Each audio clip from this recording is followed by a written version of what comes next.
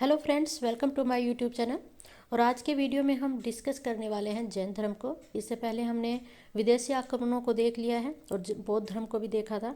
आज हम जानेंगे जैन धर्म के बारे में। जो इम्पोर्टेंट फैक्ट हैं उनको हम यहाँ पर डिस्कस करने वाले हैं। तो चलिए स्टार्ट करते हैं आज का वीडियो। जैन परंपरा के अनुसार इस धर्म में 24 तीर्थकर रहे हैं। यानी जैन धर्म में कितने तीर्थकर हुए हैं? 24 तीर्थकर हुए हैं। 24वें कौन थे? महावीर स्वामी। ठीक है। जैन धर्म में पहले तीर्थकर की बात करें तो वो थे ऋषभदेव। या पूछ लिया जाए कि जैन धर्म के संस्थापक कौन थे, तो वो थे ऋषभदेव। अंतिम तीर्थकर थे महावीर स्वामी। महावीर स्वामी के अनुयायी निग्रंथ कहलाते थे। तो ये ध्यान रखना है, क्वेश्चन आता है यहाँ से कि महावीर स्वामी के अनुयायी क्या कहलाते थे? वो कहलाते थे निग्रंथ। तो यहाँ से 3 प्रकार के क्वेश्चन आपके बन चुके हैं कि जैन परंपरा धर्म में कितने तीर्थकर हुए हैं? 24 तीर्थकर हुए हैं। प्रथम तीर्थकर कौन थे? ऋषभदेव थे। और महावीर स्वामी के अनुयायी क्या कहलाते थे? वो कहलाते थे निग्रंथ। यहाँ पर हम नेक्स्ट देखें कि जैन धर्म के 24 तीर्थकर कौन कौन थे। तो आपको सभी याद नहीं करने हैं, पहला, दूसरा, तीसरा याद रखिए, क्योंकि यहाँ से क्वेश्चन अक्सर बन जाते हैं। कई बार दूसरा पूछ लिया जाता है कि जैन धर्म के द्वितीय जो तीर्थकर थे वो कौन थे? तो थे अजितनाथ। तृतीय थे संभवनाथ। ठीक है। इसके अलावा हम अक्सर नाम पूछ लिया जाता है अरिष्टनेमी का। इनका उल्लेख ऋग्वेद में भी मिलता है, इसीलिए ये इंपॉर्टेंट हो जाता है। पार्श्वनाथ के बारे में भी क्वेश्चन बनते हैं। और 24वें तीर्थकर थे महावीर स्वामी। महावीर स्वामी का जन्म कब हुआ था? क्वेश्चन बनता है। तो ये 540 ईस्वी पूर्व में इनका जन्म हुआ था। स्थान पूछ लिया जाता है तो इनका जन्म जो है वैशाली में हुआ था। वैशाली के कुंड ग्राम में, जो कि बिहार राज्य में पड़ता है। तो ये इम्पोर्टेंट है, इनका जन्म कब हुआ? 540 ईस्वी पूर्व में वैशाली के कुंड ग्राम में हुआ था, जो कि कहाँ पर पड़ता है? ये वैशाली का कुंड ग्राम, ये बिहार राज्य में पड़ता है। इनकी माता का नाम अक्सर पूछा जाता है। तो इनकी माता का नाम था त्रिशला, जो कि वैशाली के लिच्छवी गणराज्य के प्रमुख चेटक की बहन थी। ठीक है। चेटक की बहन कौन थी? त्रिशला थी। और ये किसकी माता है? महावीर स्वामी की। महावीर स्वामी को जंबक ग्राम के निकट रजुपालिका नदी के तट पर ज्ञान प्राप्त हुआ था। तो क्वेश्चन बनता है ज्ञान इनको कहाँ प्राप्त हुआ था? तो जंबक ग्राम के निकट रजुपालिका नदी के तट पर। तो यहाँ पर आपके क्वेश्चन बनते हैं कि इनका जन्म कहाँ हुआ था, किस स्थान पर हुआ था, इनकी माता का नाम क्या था, और इनको ज्ञान कहाँ से प्राप्त हुआ था। महावीर स्वामी की पत्नी का नाम था यशोदा। क्वेश्चन बनता है ये, तो ध्यान रखिए इसको। और इनकी पुत्री की बात करें तो प्रियदर्शना इनकी पुत्री का नाम था। इनका विवाह जो है प्रियदर्शना का जमाली से हुआ था, जो कि एक क्षत्रिय थे। ठीक है। महावीर स्वामी के प्रथम शिष्य कौन बने थे? ये जमाली ही बने थे। यानी जो प्रियदर्शना के पति हैं जमाली, यानी महावीर स्वामी के दामाद जो हैं प्रथम शिष्य बने थे महावीर स्वामी जी के। ठीक है। तो ये क्वेश्चन यहाँ से बन जाते हैं, पत्नी का नाम, पुत्री का नाम और प्रथम शिष्य कौन थे। नेक्स्ट बात करेंगे हम कैवल्य ज्ञान। कैवल्य ज्ञान क्या होता है? तो जैन धर्म में पूर्ण ज्ञान को कैवल्य ज्ञान कहा जाता है। तो ये क्वेश्चन आया हुआ है, ध्यान रखना है। कैवल्य ज्ञान क्या कहलाता है? तो पूर्ण ज्ञान को कैवल्य ज्ञान कहा जाता है। इनके पिता का नाम था, महावीर स्वामी के पिता का नाम क्या था? सिद्धार्थ, जो कि जात्रक क्षत्रियों के संघ के प्रधान थे। इनके बड़े भाई का नाम था नंदीवर्धन। तो यहाँ से क्वेश्चन बन जाते हैं, माता का क्या नाम था? त्रिशला, पत्नी का नाम था यशोदा, पुत्री का नाम था प्रियदर्शना, पिता का नाम था सिद्धार्थ और बड़े भाई का नाम था नंदीवर्धन। महावीर स्वामी की मृत्यु कहाँ पर हुई थी? तो वो पावापुरी में हुई थी 468 ईस्वी पूर्व में। जन्म याद रखना है, कुंडल ग्राम में हुआ था वैशाली में। और मृत्यु कहाँ पर हुई? पावापुरी में। बौद्ध साहित्य में महावीर को निगंठनाथ पूत कहा जाता है। बौद्ध जो साहित्य हैं उनमें महावीर स्वामी को क्या कहा जाता है? निगंठनाथ पूत। तो ये सभी हम देख चुके हैं कि महावीर स्वामी से संबंधित तथ्य है। सिद्धार्थ कौन थे? तो इनके पिता का नाम था, त्रिशला इनकी माता का नाम था, यशोदा इनकी पत्नी का नाम था, प्रियदर्शना इनकी पुत्री का नाम था और जमाली इनके दामाद का नाम था, जो कि प्रथम शिष्य बने थे। जैन भिक्षुओं को नग्न रहने की शिक्षा किसने दी थी? तो महावीर स्वामी जी ने ये शिक्षा दी थी। नेक्स्ट बात करेंगे कि पार्श्वनाथ के 4 व्रत थे। देखिए यहाँ पर क्वेश्चन बनता है कि पार्श्वनाथ जी ने 4 व्रत दिए थे। ठीक है।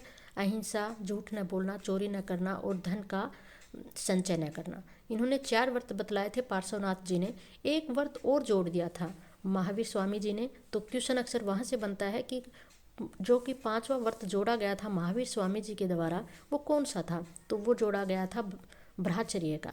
तो 5वां व्रत कौन सा था, ब्रह्मचर्य का। और पार्श्वनाथ जी ने कितने व्रत बतलाए, 4 व्रत बतलाए थे। तो यहाँ से एक क्वेश्चन बनता है, तो इसको याद रखिए। जैन धर्म का सबसे महत्वपूर्ण सिद्धांत क्या था, तो वो था अहिंसा। जैन साहित्य को क्या कहते हैं, तो अंग कहते हैं इसको। जैन साहित्य को क्या कहते हैं, अंग। और बात करें कि जैन धर्म के मौलिक ग्रंथ क्या कहलाते हैं, तो वो कहलाते हैं 14 पूर्व। ठीक है, जैन साहित्य को अंग कहते हैं और जो मौलिक ग्रंथ हैं उनको कहा जाता है 14 पूर्व। जैन धर्म के अनुसार निर्वाण प्राप्ति के लिए त्रिरत्न का अनुशीलन आवश्यक है। ठीक है, जैन धर्म का सबसे बड़ा केंद्र कौन था, यानी कौन सा स्थान था जो कि जैन धर्म का सबसे बड़ा केंद्र बना, तो वो था चंपानगरी। महावीर स्वामी जी ने अपना प्रथम उपदेश राजगीर में दिया था, जो कि पाली भाषा में दिया था। बात करें कि इन्होंने अधिकतर किस भाषा का प्रयोग किया था, तो प्राकृत भाषा का प्रयोग किया था, लेकिन प्रथम जो उपदेश था इन्होंने पाली भाषा में दिया था। कर्नाटक में जैन धर्म को चंद्रगुप्त मौर्य ले गया, यानी चंद्रगुप्त मौर्य आप जानते हैं सभी, इन्होंने सलेखना विधि का अनुसरण किया था चंद्रगुप्त मौर्य ने, और श्रवण बेलगोला स्थान पर इन्होंने अपने प्राण त्याग दिए थे, यानी निर्वाण प्राप्त किया था। तो कर्नाटक में जैन धर्म को ले जाने का श्रेय जाता है चंद्रगुप्त मौर्य जी को। नेक्स्ट हम बात करेंगे कि जैन सिद्धों की 5 श्रेणियाँ होती थी, वो कौन कौन सी थी। तो पहली थी तीर्थकर, जिसने मोक्ष प्राप्त कर लिया हो उसे तीर्थकर कहते थे। अहर्त की बात करें तो जो निर्वाण प्राप्ति की ओर अग्रसर हो उसे अहर्त कहा जाता था। आचार्य, जो जैन भिक्षु समूह का प्रमुख था उसको आचार्य कहा जाता था। चौथे सिद्ध की बात करें तो वो था उपाध्याय, जैन शिक्षक था ये उपाध्याय। साधु की बात करें तो सभी जैन भिक्षु साधु कहलाते थे। तो ये जैन सिद्धों की 5 श्रेणियाँ थी, तीर्थकर, अहर्त, आचार्य, उपाध्याय और साधु। कई बार अहर्त के बारे में पूछ लिया जाता है, तो ध्यान रखना है जो निर्वाण प्राप्ति की ओर अग्रसर हो उसे अहर्त कहा जाता था। जैन धर्म जो है 2 संप्रदायों में बटा हुआ था। कौन कौन से संप्रदाय थे वो, श्वेतांबर और दिगंबर। ठीक है, जैन धर्म का प्रसिद्ध सिद्धांत कौन सा था, क्वेश्चन बनता है यहाँ से। तो शायदवाद, जिसको हम सप्तभंगी ज्ञान भी कहते हैं, ये प्रसिद्ध सिद्धांत था, या अनेकतावाद। जैनियों द्वारा शरीर को भूखा रखकर प्राण त्यागने की विधि को क्या कहा जाता था, वो कहलाती थी सलेखना विधि। और चंद्रगुप्त मौर्य ने इसी सलेखना विधि के तहत अपने प्राण त्यागे थे। तो शरीर को, ये क्वेश्चन बनता है सलेखना विधि क्या होती है, तो ध्यान रखना है अपने शरीर को भूखा रखकर प्राण त्याग, यानी जब तक प्राण नहीं निकले तब तक भूखे रहेंगे, ये कहलाती है सलेखना विधि। जैन मठों को क्या कहा जाता था, तो बसीदी इनको कहा जाता था। जैन मठों को क्या कहा जाता था, बसीदी। महावीर स्वामी जी की मृत्यु के बाद जो धर्मगुरु बने जैन धर्म के, वो कौन थे, तो वो थे सुधर्मन। ये नाम याद रखना है। जैन धर्मगुरु कौन बने महावीर स्वामी की मृत्यु के बाद, तो वो थे सुधर्मन। जैन धर्म में ईश्वर व आत्मा की मान्यता नहीं थी, यानी वो ईश्वर और आत्मा को नहीं मानते थे। जैन तीर्थकर जो कि प्रथम तीर्थकर थे ऋषभदेव और अरिष्टनेमी जो कि 22वें तीर्थकर थे, इनका उल्लेख ऋग्वेद में मिलता है। तो ऋषभदेव और अरिष्टनेमी का उल्लेख कहाँ पर मिलता है, ऋग्वेद में मिलता है। विष्णु पुराण तथा भागवत पुराण में ऋषभदेव का उल्लेख नारायण के अवतार के रूप में मिलता है। तो ये विष्णु पुराण और भागवत पुराण में ऋषभदेव का उल्लेख किसके रूप में मिलता है, तो वो मिलता है नारायण के अवतार के रूप में। तो ये इंपॉर्टेंट फैक्ट हैं, यहाँ से क्वेश्चन बनते हैं। कौन कौन से वो देखेंगे कि महावीर की मृत्यु के बाद कौन धर्मगुरु बने, उनकी मान्यता क्या थी, ईश्वर और आत्मा को वो मानते थे या नहीं मानते थे, तो वो नहीं मानते थे। इसके बाद क्वेश्चन बनता है कि किन किन का उल्लेख, यानी 24 तीर्थकर हुए हैं, इन तीर्थकरों में किन का उल्लेख ऋग्वेद में मिलता है, तो अरिष्टनेमी और ऋषभदेव का मिलता है। और ऋषभदेव का विष्णु पुराण भागवत पुराण में किसके रूप में उल्लेख हुआ है, तो वो उल्लेख हुआ है नारायण के अवतार के रूप में। भद्रबाहु और उनके अनुयायियों को दिगंबर कहा गया। ये दक्षिणी जैनी कहे जाते हैं। ठीक है, कौन कहे जाते हैं, दक्षिणी जैनी, ये भद्रबाहु कहलाते हैं और इनको दिगंबर कहा गया। ठीक है, तो ये भद्रबाहु जब मगध में अकाल पड़ता है उस समय ये वहाँ से चले आते हैं और दक्षिण में आ जाते हैं, ठीक है। इसीलिए इनको दक्षिण जैनी कहा जाता है भद्रबाहु को। और भद्रबाहु और उनके अनुयायियों को क्या कहा जाता है? दिगंबरी। अब हम बात करने वाले हैं श्वेतांबर की। इससे पहले हमने बात करी दिगंबरियों की। जो भद्रबाहु के अनुयायी थे वो कहलाए दिगंबर। और जब मगध में अकाल पड़ता है तो कुछ जैन धर्म के अनुयायी वहीं पर रह जाते हैं मगध में ही, उनको कहा गया श्वेतांबर। और वो सथुलभद्र के नेतृत्व में वहाँ पर रहते हैं, इसीलिए सथुलभद्र और उनके अनुयायियों को क्या कहा गया? श्वेतांबर। यानी भद्रबाहु के नेतृत्व में दक्षिण में चले गए थे, उनको कहा गया दिगंबर। और सथुलभद्र के नेतृत्व में जो वहाँ पर जैनी रह गए उनको कहा गया श्वेतांबर। जैन अनुसूचियों के अनुसार पार्श्वनाथ को 100 वर्ष की आयु में निर्वाण प्राप्त हुआ था। क्वेश्चन बनता है कि 100 वर्ष की आयु में निर्वाण प्राप्त किया था पार्श्वनाथ जी ने किस पर्वत पर? तो समेध पर्वत पर इनको निर्वाण प्राप्त हुआ था।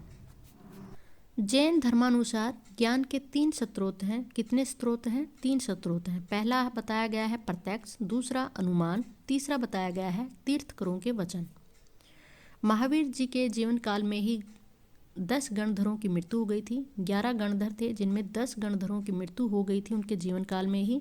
और उनकी मृत्यु के बाद, महावीर जी की मृत्यु के बाद केवल कौन जीवित रहे थे? सुधर्मन, जो कि उनकी मृत्यु के बाद जैन धर्म के धर्मगुरु बने थे। खारवेल के हाथी गुफा की गुफाओं में प्रारंभिक जैन के धर्म के अवशेष मिलते हैं। यानी प्रारंभिक जैन धर्म के अवशेष हमें कहाँ से मिलते हैं? तो ये मिलते हैं खारवेल के हाथी गुफा की गुफाओं से।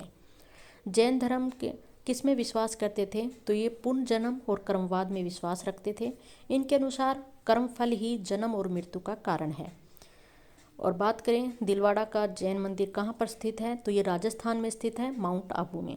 तो यही है कि राजस्थान में माउंट आबू पर दिलवाड़ा मंदिर का निर्माण जैन धर्म के अनुयायियों द्वारा किया गया है। तो एक क्वेश्चन बनता है कि दिलवाड़ा के जैन मंदिर कहाँ स्थित है? तो माउंट आबू में स्थित है। माउंट आबू कहाँ पर है? ये राजस्थान में है। जैन परंपरा के अनुसार अरिष्टनेमी, जो कि 22वें तीर्थकर थे जैन धर्म के, ये कर्सन के समकालीन बताए गए हैं जैन परंपरा के अनुसार। क्वेश्चन बनता है कि अरिष्टनेमी किसके समकालीन थे? तो ये कृष्ण के समकालीन थे।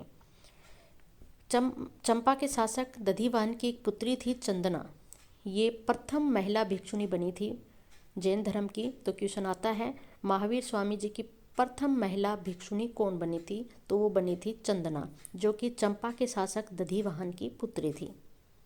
वीडियो के लास्ट में हम देखेंगे जैन संगीतियों को। तो जैन धर्म में 2 सभाएं हुई थी। तो प्रथम जैन संगीति कहाँ पर हुई थी, कब हुई थी, इसके अध्यक्ष कौन थे, शासक उस समय कौन थे, और यहाँ पर क्या कार्य हुए प्रथम जैन संगीति के तहत, तो वो देखेंगे। प्रथम बात करेंगे समय की। तो 300 ईस्वी पूर्व में ये हुई थी प्रथम जैन संगीति। अक्सर समय नहीं पूछा जाता है, लेकिन थोड़ा ध्यान रख लीजिएगा। स्थल की बात करेंगे, इम्पोर्टेंट है, पाटलिपुत्र में हुई थी प्रथम जैन संगीति। अध्यक्ष थे सथुलभद्र। अध्यक्ष कौन थे? सथुलभद्र थे। चंद्रगुप्त मौर्य के समय ये प्रथम जैन संगीति हुई थी। कार्यों की बात करें तो 12 अंगों का प्रणय किया गया था यहाँ पर। और जैन धर्म 2 भागों में विभाजित हो गया था, और वो 2 भाग कौन से थे? श्वेतांबर और दिगंबर।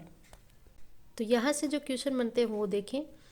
प्रथम जैन संगीति कहाँ हुई, अध्यक्ष कौन थे, उस समय शासक कौन थे, और जैन धर्म 2 भागों में विभाजित कौन सी जैन संगीति में हुआ। तो यहाँ से इस प्रकार के क्वेश्चन आपको देखने को मिलेंगे। नेक्स्ट हम बात करेंगे द्वितीय जैन संगीति की। तो ये हुई थी 512 ईस्वी में। कहाँ पर हुई थी? तो वल्लभी में हुई थी ये, जो कि गुजरात में पड़ता है। अगर आपको ऑप्शन में वल्लभी न दिखाई दे तो वहाँ पर राइट आंसर होगा गुजरात। तो द्वितीय जैन संगीति कहाँ पर हुई? वल्लभी में हुई। द्वितीय जैन संगीति के अध्यक्ष कौन थे? तो वो थे देवर्धि क्षमा श्रवण। प्रथम के कौन थे? सथुलभद्र। तो ये अध्यक्ष जरूर याद रखने हैं और स्थल जरूर याद रखने हैं। और तीसरा क्वेश्चन यहाँ इस टॉपिक से बनता है, जो वो ये है कि प्रथम में क्या कार्य किए गए थे और द्वितीय में कौन से कार्य हुए थे। तो प्रथम में इम्पोर्टेंट ये है कि जैन धर्म जो है 2 भागों में विभाजित हो गया था। द्वितीय में क्या हुआ था? तो सभी धर्म ग्रंथों को अंतिम रूप से क्रमबद्ध रूप में लिपिबंद किया गया था। तो क्वेश्चन ये बनता है कि अंतिम रूप से जो लिपिबंद किया गया था वो किस जैन संगीति में हुआ था? तो द्वितीय जैन संगीति में ये हुआ था। तो आज की वीडियो में इतना ही। अगर वीडियो अच्छा लगा हो तो लाइक ज़रूर कर दीजिएगा। नेक्स्ट वीडियो में एक बार फिर से मिलेंगे, तब तक धन्यवाद।